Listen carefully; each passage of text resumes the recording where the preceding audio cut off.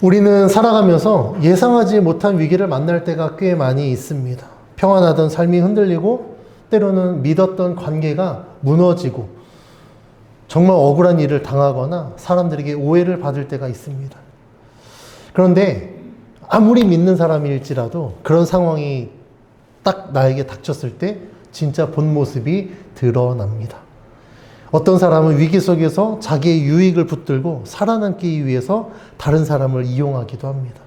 어떤 사람은 막 그 상황 때문에 분노와 힘으로 문제를 해결하려고 합니다. 반면 어떤 사람은 고난과 수치 속에서도 자신의 뜻보다 하나님의 뜻을 의지하기도 합니다.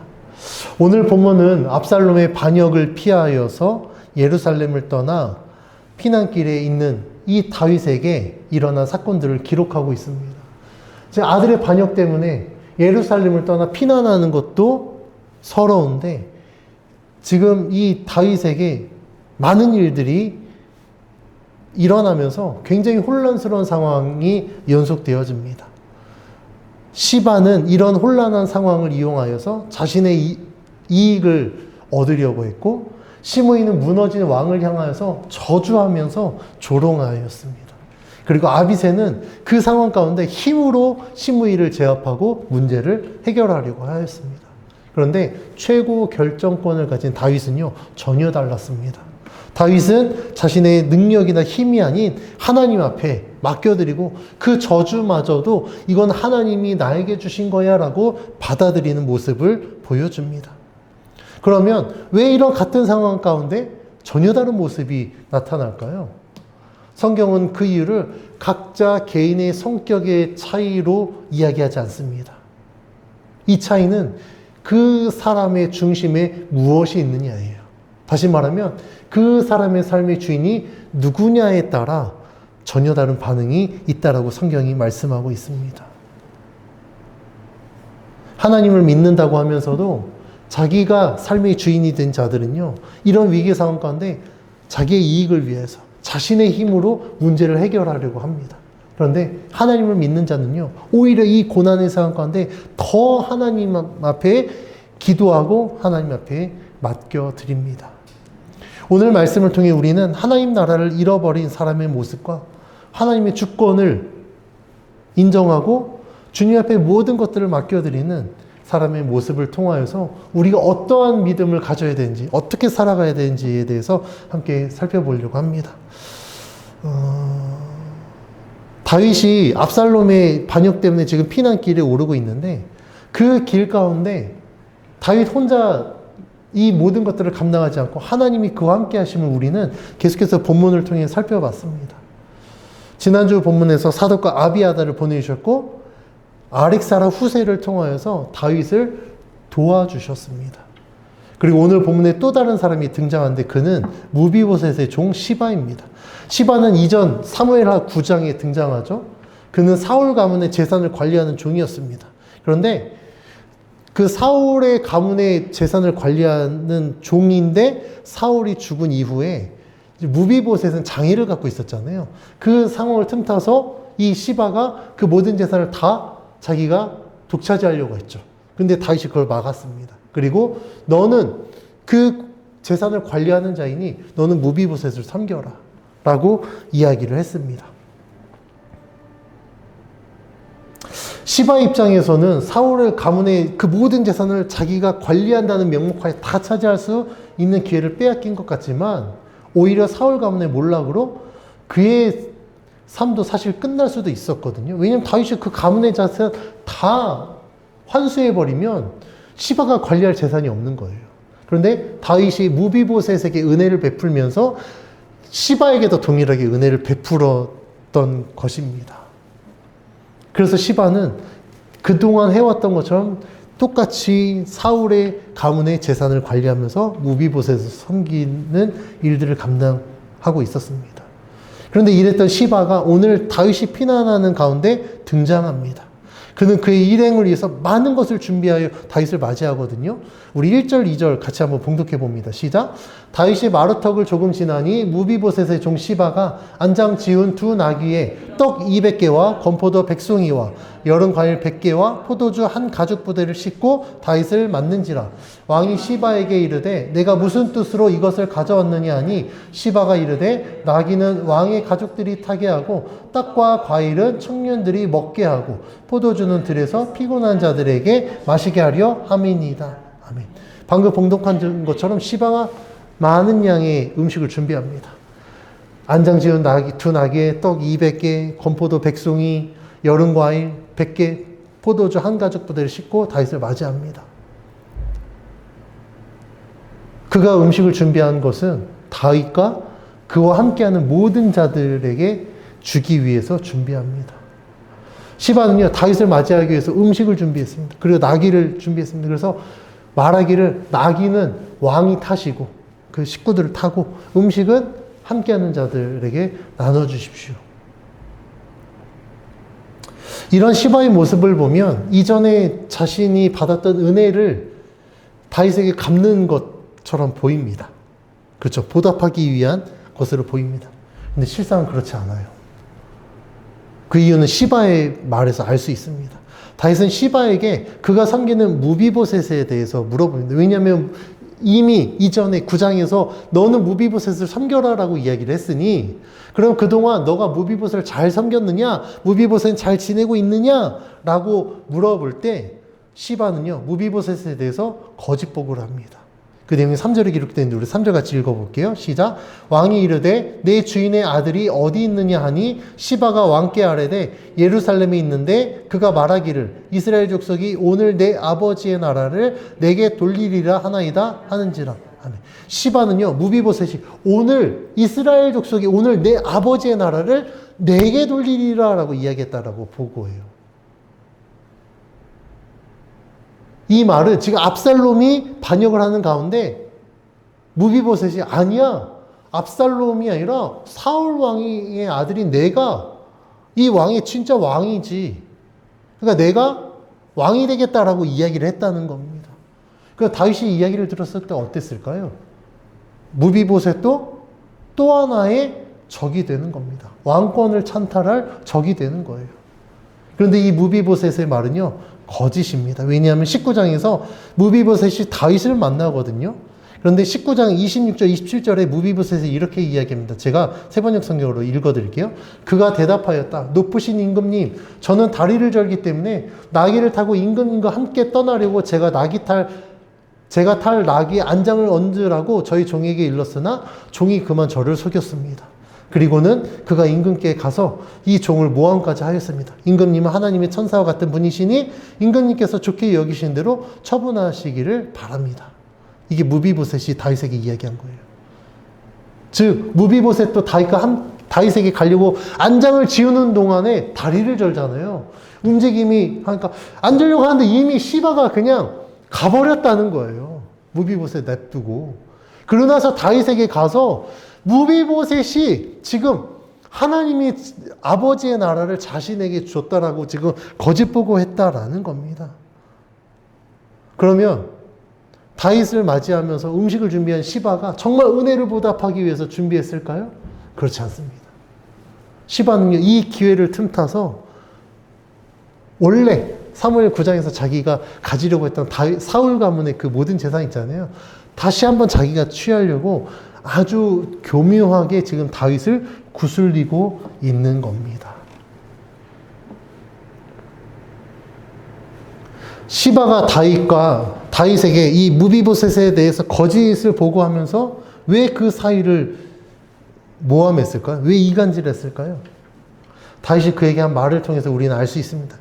4절에 기록되는데 우리 4절 같이 읽어볼게요. 시작. 왕이 시바에게 이르되 무비보셋에게 있는 것이 다 내 것이니라 하니라. 시바가 이르되 내가 절하나이다. 내 주 왕이여 내가 왕 앞에서 은혜를 입게 하옵소서 하니라. 아멘. 다윗이요, 시바 이야기를 들었는데 무비보셋에게까지 자기가 지금 이 신경 쓸 만큼 여력이 없는 거예요. 그러니까 다윗이 그래? 야, 그러면 무비보셋의 거 다 네 거야.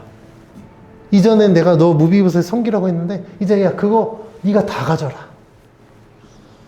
시바가 원하는 대로 이루어진 겁니다. 그러니까 시바가 그 얘기를 듣고 어떻게 합니까? 내 왕 앞에서 은혜를 입게 없어서 내 주 왕입니다라고 다윗을 엄청 칭송합니다. 다윗이 왜 이런 결정을 했을까요? 본문에서는 그 이유에 대해서 정확하게 기록하지 않습니다. 그런데 우리가 사무엘하 전체를 읽어보면서 그 문맥을 통해 그 이유를 유추해 보면 지금 다윗은요 압살롬의 반역 그것을 피하는 상황 가운데 굉장히 지금 피로감이 높은 상황 가운데 무비보셋의 일까지 신경 쓸 여력이 없었던 거예요. 그러니까 어떻게 보면 무책임할 수도 있겠지만 내가 그것까지 신경 못 쓰겠으니까 너 하고 싶은 대로 해. 이렇게 한 겁니다. 시바이. 그러니까 너 알아서 해.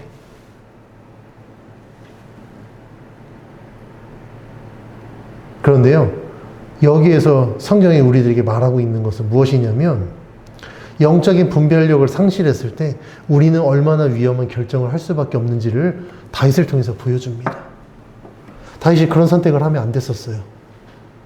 그럼에도 불구하고 무비보셋 그래? 그럼 무비보셋을 데리고 와라라고 시바에게 명령을 하든지 그렇게 했었어야 돼. 아니면 일단은 지금 상황은 내가 그 여력이 없으니 너 일단 하던 대로 해. 그리고 내가 나중에 확인하겠다라고 했었어야 돼요. 그런데 자기가 지금 처한 상황 가운데 이 피로도로 인하여서 영적 분별력을 상실하다 보니 그냥 네 알아서 해 이렇게 해버린 겁니다. 그래서요, 사탄은 우리들에게 끊임없이 분주함으로 우리를 공격해요. 우리가 말씀 가운데 나가야 되는 거 압니다. 매일매일 기도하는 삶을 살아야 되는 거 알아요. 그런데 우리 성도님들, 그럴 시간 있으세요? 말씀 읽을 시간은 있으세요? 기도할 시간이 있으십니까? 그럴 시간 없어요. 왜요? 유튜브 쇼츠 봐야 되거든요. 밈 봐야 되거든요. TV 드라마 봐야 되거든요. 삶 속에서 해야 될 일이 너무 많이 있습니다. 그러니까 어떻게 합니까? 중요한 결정 가운데 그냥 될 대로 되라. 왜냐면 그거 나에게 별로 중요하잖아. 나에게 중요한 건 직장, 승진, 취업, 자녀의 성공 이런 것들이 중요하기 때문입니다. 그런데 우리가 분명히 기억해야 될 건 우리가 하나님을 믿고 하나님의 말씀대로 살아가는 하나님의 자녀라고 한다면 우리는 반드시 영적인 분별력을 가져야 됩니다. 무엇이 하나님의 뜻인가? 하나님은 내가 어떻게 살아가기를 원하시는가? 나는 어떤 결정을 해야 되는가? 이거 깨어있지 않으면요, 우리는 하나님의 뜻대로 결정하는 게 아니라 그냥 될 대로 되라 해요. 오늘 다윗이 그런 모습을 보여주고 있습니다. 그 결과 어떻게 됩니까? 시바가 처음 계획한 대로 이루어진 거예요. 사울 가문의 재산 시바가 차지하게 됩니다. 다윗이요, 그렇게 시바를 보내고 바후림에 이르렀을 때 엄청난 고난이 닥쳐옵니다. 그것은 사울의 친족 시므이가 그를 쫓아다니면서 그를 저주해요. 근데 그 저주의 내용이 예사롭지 않습니다. 5절에서 8절 같이 읽어볼게요. 시작. 다윗 왕이 바후림에 이르매 거기서 사울의 친족 한 사람이 나오니 게라의 아들이요 이름은 시므이라. 그가 나오면서 계속하여 저주하고 또 다윗과 다윗 왕의 모든 신하들을 향하여 돌을 던지니 그때 모든 백성과 용사들은 다 왕의 좌우에 있었더라. 시므이가 저주하는 가운데 이와 같이 말하니라. 피를 흘린 자여 사악한 자여 가거라 사울의 족속의 모든 피를 여호와께서 내게로 돌리셨도다. 그를 이어서 내가 왕이 되었으나 여호와께서 나라를 내 아들 압살롬의 손에 넘기셨도다. 보라 너는 피를 흘린 자이므로 화를 자초하였느니라 하는지라. 시므이가 계속해서 쫓아다니면서 다윗과 그의 신하들을 향해서 심지어 돌까지 던지면서 그를 저주하고 있는 거예요. 다윗을 향해서 뭐라고 이야기합니까? 피를 흘린 자요. 너가 피를 흘렸기 때문에 여호와께서 너희 아들 압살롬을 통해서 너를 끌어내렸다라고 이야기를 하는 겁니다. 그런데 그 이유에 대해서 시므이는 뭐라고 이야기했냐면 사울의 친족이었으니까 이렇게 이야기한 것 같아요. 사울의 죽음이 다윗 너 때문이야. 너 때문에 사울이 죽었어. 근데 하나님이 지금 그 사울의 피를 너에게 갖고 있다라고 이야기를 하는 겁니다. 그런데 우리가 여기 지금 시므이의 이야기에서 주목해야 될 사실이 있습니다. 그건 무엇이냐면 다윗이 피를 흘린 자였기 때문에 화를 자초했다라는 거예요. 시므이가 다윗을 향하여서 하는 그 비난의 모든 내용이 다 진실은 아닙니다. 사울이 다윗 때문에 죽은 건 아니거든요. 그런데 시므이가 말한 것 중에 진실이 무엇이냐면 다윗이 피를 흘린 것입니다. 시므이가 말한 건 사울의 피가 다윗 때문에 흘렸다라고 이야기해요. 근데 그거는 진실이 아닙니다. 그런데 다윗이 피를 흘린 자는 맞죠. 그럼 누구의 피였습니까? 밧세바의 남편 우리아였어요. 자신이 밧세바를 취하고 그걸 감추기 위해서 우리아를 전장에서 죽게 만들었잖아요. 그러니까 시므의 모든 이야기가 진실은 아니지만 그 가운데 진실이 있다라는 것을 성경이 이야기하면서 다윗 그가 흘린 피 때문에, 그래서 나단 선지자를 통해서 하나님이 경고하셨잖아요. 이 죄값 너 반드시 치를 것이다. 지금 다윗이 그 하나님의 심판 때문에 이런 어려움을 겪고 있는 겁니다. 시므의 저주 막 하고 있으니까 스루야의 아들 아비새가 다윗에게 옵니다. 왕이시여, 저 말도 안 되는 것이 감히 왕을 능멸하고 있습니다. 왕을 욕되게 하고 있습니다. 명령만 내리시면 내가 단칼에 죄를 그냥 없애버리겠습니다. 그러면서 이 아비새가 시므에 대해서 뭐라고 이야기하냐면 죽은 개라고 표현해요. 그러니까 그의 말은 대꾸할 가치도 없을 정도로 저 말도 안 되는 소리를 짓거리는데 계속 들을 필요가 있습니까? 제가 그냥 죽여버리시죠 라고 제 아비새가 이야기하는 거예요. 그런데요, 다윗은요 전혀 의외의 반응을 보입니다. 제가 왕이라고 한다면 그래? 야, 왜냐면 자기가 죽이는 거 아니니까 명령 내리면 아비새가 알아서 처리한다고 하니까 명령 내릴 수도 있을 것 같습니다. 그런데 다윗은 그렇게 반응하지 않아요. 다시 뭐라고 하는지 우리 10절 11절 같이 읽어볼게요. 시작. 왕이 이르되 스루야의 아들들아 내가 너희와 무슨 상관이 있느냐. 그가 저주하는 것은 여호와께서 그에게 다윗을 저주하라 하심이니 내가 어찌 그리하였느냐 할 자가 누구겠느냐 하고, 또 다윗이 아비새와 모든 신하들에게 이르되 내 몸에서 난 아들도 내 생명을 헤아려 하거든 하물며 이 베냐민 사람이랴. 여호와께서 그에게 명령한 것이니 그가 저주하게 버려두라. 아멘. 다윗이요 놀라운 말을 이야기합니다. 시므의 저주를 뭐라고 이야기합니까? 시므의 의도가 아니라 여호와께서 그에게 명령하셨대요. 여호와께서 야 시므에게 명령해서 너 다윗 저주해라라고 시켰다라고 지금 다윗이 받아들이는 겁니다. 이게 있을 수 있을까요? 지금 사실 억울할 수도 있잖아요. 여러분들 억울한 상황에서 아 이거 하나님이 나를 억울하게 만드신 거야. 그렇게 받아들이실 수 있으세요? 이거 쉽지 않습니다. 아무리 내가 예수를 믿는다고 하더라도 그렇게 받아들이는 거 쉽지 않아요. 그런데 다윗은 그렇게 받아들입니다.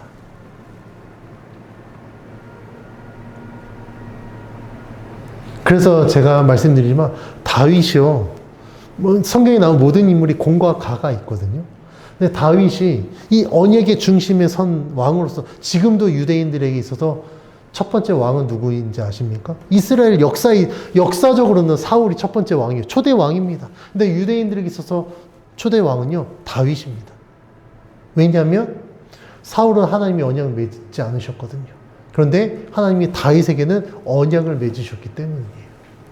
그래서 언약 백성으로서 유대인들에게 첫 번째 왕은 다윗 왕입니다. 그러면 이 흠이 많고 이 잘못이 많은 다윗임에도 불구하고 왜 지금까지 유대인들에게 그리고 하나님이 그리고 성경이 다윗을 이렇게 높이 평가할까요? 바로 오늘 본문에 나온 이런 모습 때문이에요. 잘못도 했습니다. 그런데 그 상황 가운데 자기에게 주어진 저주 이거 시므이가 하는 거 아니다. 이거 여호와께서 하시는 것이다. 그러니 이거를 인간적인 힘의 논리로 그것을 멈출 수 없어. 내가 잘못해서 하나님이 나에게 저주하시는 것이니 그거 내가 감당하겠다. 지금 이렇게 말하고 있는 겁니다. 내버려 두라고 이야기해요. 그러면서 이야기합니다. 야, 냅둬. 내 뱃속에 내 핏줄인 압살롬도 지금 나를 죽이겠다고 하는데 시므이는 오죽하겠느냐. 나를 죽이려고 한 내 아들 압살롬보다 어찌 보면 지금 그 저주만 하고 있는 시므이가 오히려 더 낫다라고 다윗이 여겼는지도 모르겠습니다. 그런데 성경에서 진짜 하나님이 시므이에게 저주를 내리라고 말씀하지 않으셨어요. 그 내용이 없거든요. 그런데 다윗은 그렇게 받아들인 겁니다. 이 다윗은 지금 자신에게 처한 모든 상황이 하나님으로부터 말미암았다고 지금 생각하고 받아들인 겁니다. 그래서 어떻게 합니까? 사독과 레위인들이 여호와의 궤를 가지고 왔을 때도 그걸 다시 돌려보내요. 야, 그거 냅둬.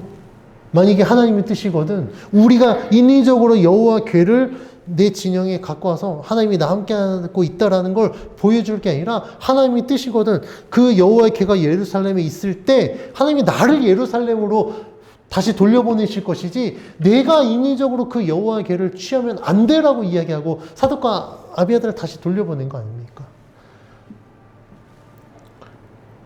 후세가 막 따르겠다라고 이야기할 때도, 아니, 너 따라오지 마. 너의 역할이 있으니 너 예루살렘에 머물러 라고 이야기를 합니다.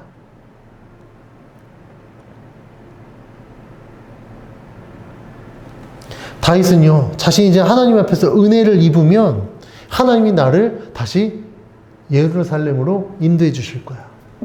내가 인위적으로 예루살렘에 가기 위해서 나는 힘쓰지 않겠다. 이 저주를 피하기 위해서 내 권력을 쓰지 않겠다라고 지금 이야기하는 겁니다. 이게 어떻게 가능하다고요? 다윗의 삶의 주권이 하나님께 있었기 때문이에요. 다윗은 자신이 지금 삶의 주인이 아니라 하나님이 내 삶의 주인이심을 믿었기 때문에 하나님의 뜻에 다 맡겨드린 겁니다. 그러니까 주신 자도 하나님이시오, 거두신 자도 하나님이시오.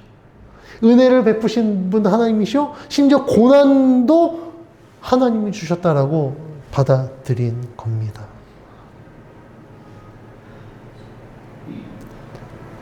이렇게 하나님께 자신의 상황을 맡긴 다윗은요, 하나님의 방법대로 하나님이 일하실 것을 믿음으로 고백합니다.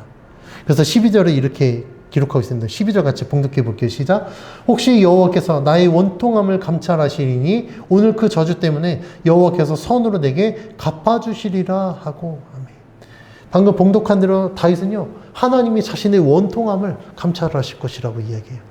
만약 시므이의 저주가 잘못되었다고 한다면, 정말 내가 억울하게 그 저주를 받고 있다고 한다면 하나님이 나의 마음을 감찰해 주실 거야.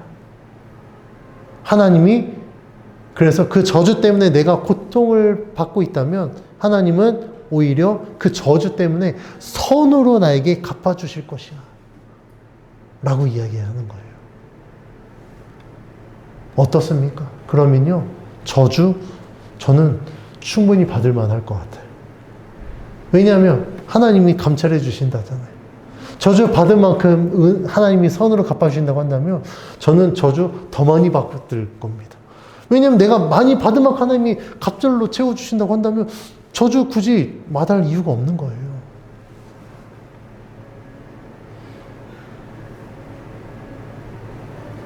다윗은요, 자신이 지금 이스라엘의 왕이지만 다윗은요, 제 왕으로서 존재하지 않습니다. 그 다윗은요, 무엇으로 존재하냐면 하나님의 백성으로 존재하는 거예요. 이스라엘의 왕이지만 내가 백성들 앞에서는 왕일지 몰라도 하나님 앞에서는 나도 백성이다. 그러면 다윗에게 왕은 누굽니까? 여호와 하나님인 겁니다. 이게 다윗이 대단한 이유예요. 이런 다윗의 모습을 통해서 우리는 진짜 신앙이 무엇인지 우리는 보게 됩니다. 다윗처럼 우리도 하나님 앞에 하나님의 백성으로 살아가야 돼요. 하나님의 백성이라는 건 내가 원하는 대로 내가 계획하고 내가 막 뜻을 이루는 게 아닙니다. 백성은요, 왕의 명령을 따르는 자들이에요. 그럼 우리 누구의 명령을 따라야 됩니까? 하나님의 명령을 따라야 됩니다.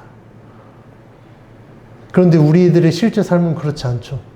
여러분들 진짜 하나님이 인도하신 대로 살아가십니까? 진짜 자신 있게 말씀하실 수 있으세요? 쉽지 않아요. 그리스도인들의 가장 큰 딜레마는 뭐냐면 하나님을 믿긴 믿습니다. 하나님의 능력 구하기도 해요. 근데 문제는 내가 계획하고 내가 이루고 싶은 거 근데 내 능력에 한계가 있으니까 그 나머지 부분을 하나님이 채워주세요라고 기도해요. 그러니까 우리들의 기도 내용을 보면 내 삶 가운데 하나님이 나에게 무엇을 원하시는지, 나는 어떻게 순종해야 되는지 하나님 말씀해 주세요라고 기도하는 사람 많지 않아요. 다 어떻게 기도해? 하나님 내가 이거 계획하고 이거 하려고 하고 있는데 하나님이 함께 해주셔야 됩니다. 반드시 성공해서 하나님이 영광 나타내게 해주세요. 근데 그 일의 성공이 정말 하나님이 영광 나타내는 겁니까? 그럴까요? 하나님의 영광은 포장이고 내가 잘 먹고 잘 살기 위해서 내가 드러나고 내가 막 그 모든 거 취하고 싶어서 하나님 잠깐 내 삶의 조연으로 끌어들이는 거 아니에요? 내가 할 수 없는 부분만 채워주고 할 수 있는 건 내가 다 할게요 라고 하는 거 아닐까요? 그런데 이게 잘못된 걸 모르고 나 그래도 기도해. 나 하나님 앞에 맡겨드렸어. 나 하나님의 능력으로 살아가. 이렇게 착각하고 살아간다는 겁니다. 그런데 그거는요, 죄송한 얘기지만 믿음 아닙니다. 신앙 아니에요. 진짜 믿음은요, 내가 이거 할 테니까 도와주세요가 아니라 하나님 말씀해 주신 대로 순종할게요. 우리들의 뜻과 계획이 있죠. 근데 그 뜻과 계획을 이루겠다라고 하나님께 통보하는 게 아니라 하나님이 말씀하신 대로 듣는 귀를 여는 게 진짜 믿음입니다.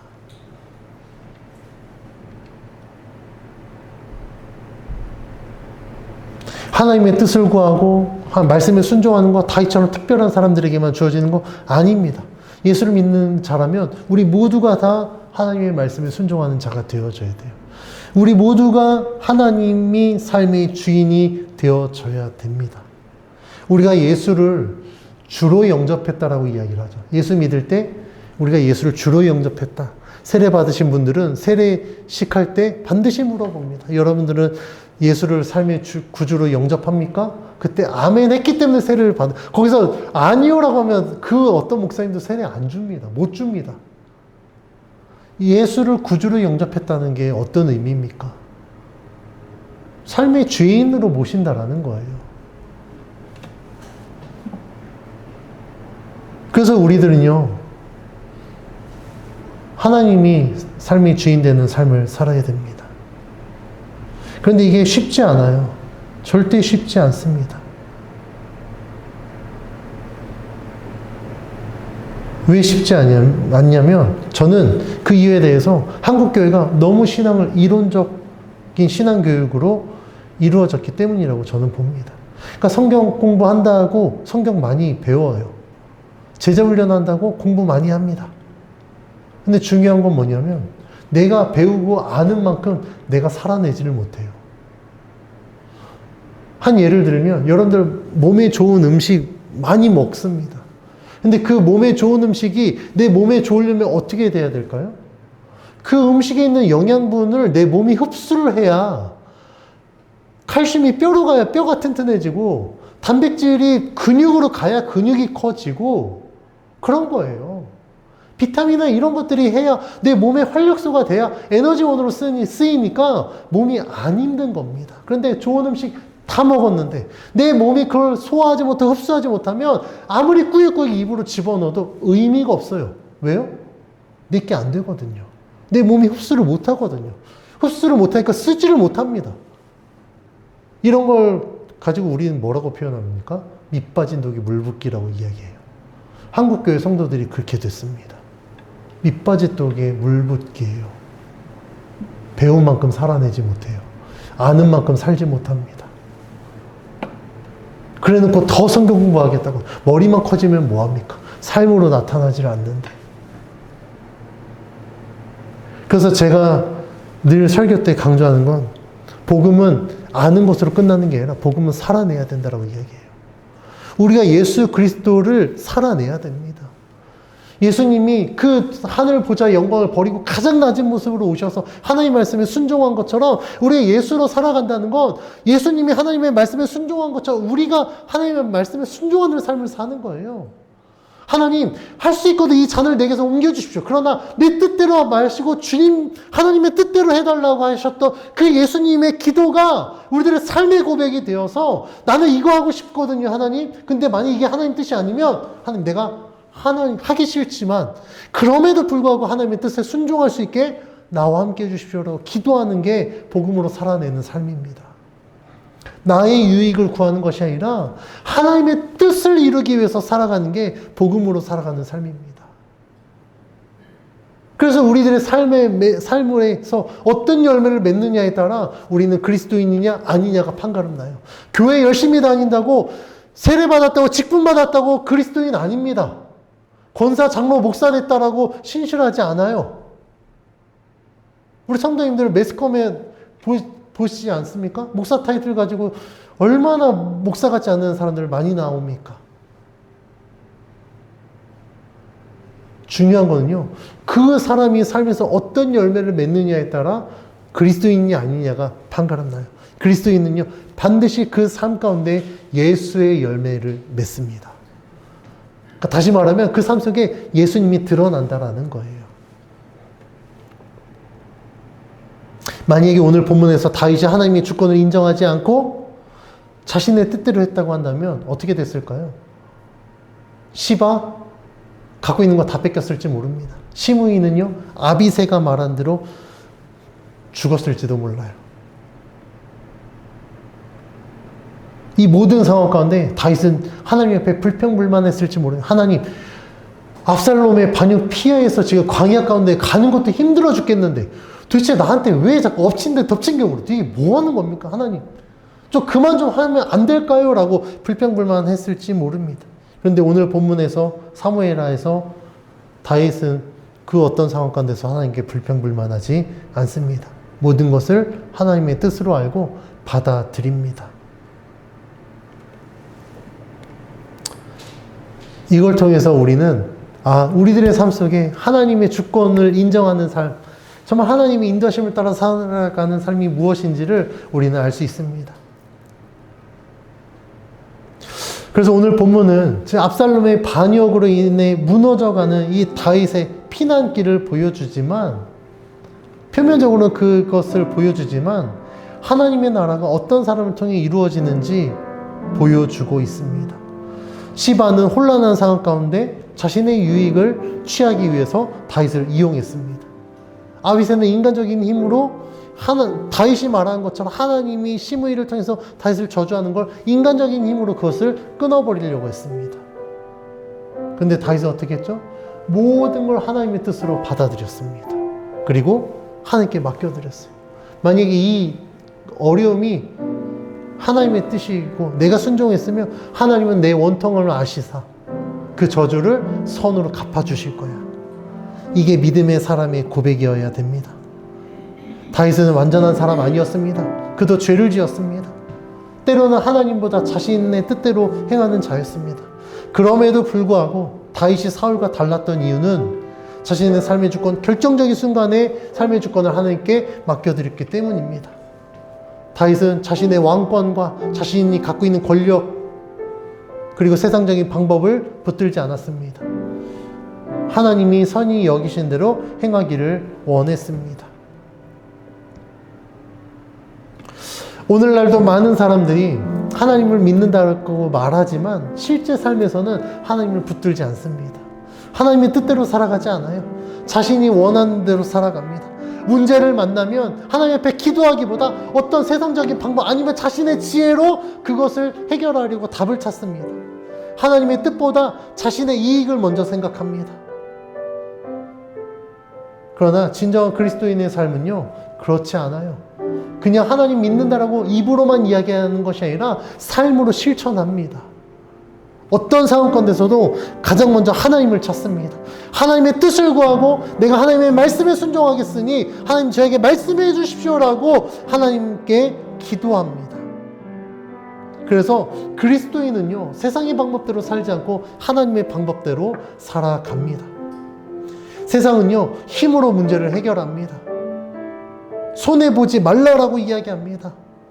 너의 이익을 최고의 가치로 여기라고 이야기합니다. 근데 하나님은 정반대로 이야기해요. 세상의 방법이 아니라 하나님의 방법대로 살아가라고 이야기합니다. 손에 오른뺨을 맞거나 왼뺨 돌려대라라고 이야기합니다. 오리를 걸어가자고 하면 십리를 걸어가라. 누가 겉옷을 달라면 속옷도 내어주라. 이게 하나님의 방법입니다. 하나님 나라는요, 자기 욕심이 아니라 하나님의 뜻을 이루는 삶입니다.